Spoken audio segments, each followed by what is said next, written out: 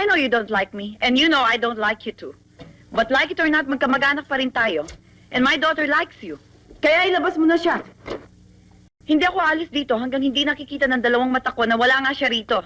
Sinasabi ko sa'yo, Clarita, wala kang makikita rito kung Rafaela. hindi ka dingding. Rafaela! Rafaela! All right. Pumunta siya sa akin. Natira siya ng 2 araw, tapos bigla siyang umalis. Saan siya nagpunta? Asan siya ngayon? Sa tingin mo ba, kung alam ko kung nasaan siya, hindi ko sasabihin sa'yo? Hindi. Bakit ka pa nagtanong? Nagbabaka sa kalay ko, Valeria, na may konsyensya ka na ngayon. Bakit ko naman sasabihin sa'yo kahit na alam ko? Yung maling pinagagawa mo sa bata. Bakit mo siya pakakasal sa hindi niya gusto? At sino ko naman sa kanya? Pinsan ko ama niya, pamangkin ko siya. At sino naman ako? Ina niya. Sino ngayon ang masusunod? Kung mabuti ka, ina Clarita, ikaw ang dapat magsasakripisyo. May tagahanga ka raw. Very rich. Bakit hindi ka magpakasal? Bakit hindi ikaw ang magpakasal? Bakit hindi mo siya pakilala sa akin? Hindi parehas ang takbo rito eh. Alam mo kung bakit? Bakit ho? Kasi babaero mimiyarin to eh. Ane, Ho? doon ka na muna sa labas. Pasensya ka na ha. Pamangkin ko eh. Nakita mo, ang putit, ubod ng ganda. Di ka lahi ko. Kaya Okay doon ka... lang, Sorry ha. Chona, si Rapi. Rapi, si Chona ha. Oh, iwan ko na kayo ha. Oho.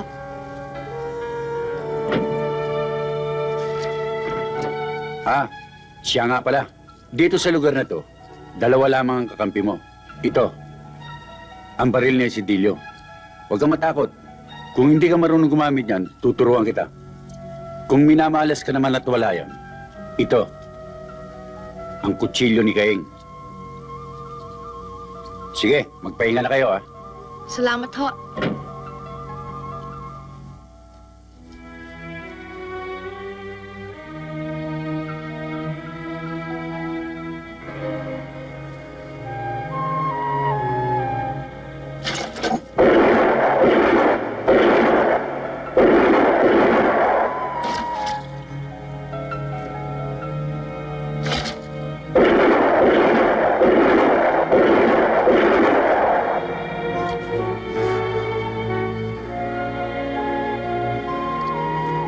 Three out of 5.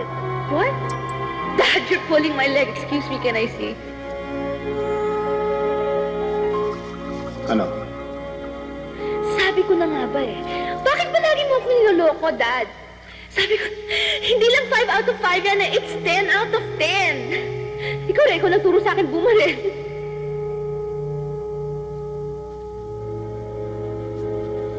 Basta kami. Basta't hindi dumarating dito ang alak. Maligas na kayo dyan, kahit tutukan nyo pa kami ng 10 Armalite, tuloy ang strike. Darating daw si Bibos ha? Kaya ano ngayon kung dumating? Talaga bang almusal mo tanghalian, hapunan, alak? Oo. Alam mo bang amoy alak ka na? Malapit na rin ako magwelga sa'yo. Hindi ka ba natatakot? Hindi. Pag nagkasakit ka, sa akin ka rin babagsak. Binibigay ni boss. Ang hinihiling namin alak. Excuse me ho, pwede hong Tuloy ang makiupo? strike. Sige, upo rito. Oh, sige. Salamat ho. Uminom ka. Ah, hindi ho, thank you ho. Hindi ho ako umiinom eh. Ikaw bang kapalit ni Ubeng? Oo, yata. Anong pangalan mo? Candida ho. Kung gusto mo maging magkaibigan tayo, alisin mo yung ho, bata pa ako. Pagkatapos, sabi mo sa akin totoong pangalan mo. Yung nasa lisensya, ha? Ang mga narito, mahirap paliwanag. Lisensya. Anong lisensya? Bata pa yan. Hindi pa niya kailangan lisensya. Unat pambalat niyan. Hindi katulad mo. Tumigil ka, bata pa ako. Rafi ho. Alisin mo yung ho. Rafi. O sige, magkaibigan na tayo. At itong nasa harap mo to, mukhang demonyo. Yan ang doktor dito. Yan din ang asawa ko. Nanood ng OK Coral. Ginaya si Doc Holiday. Ayan. Lasengo. Nakikita mo yung sa itaas? Yun nakasomblero? Oho. Yun nakasalamin? Oho.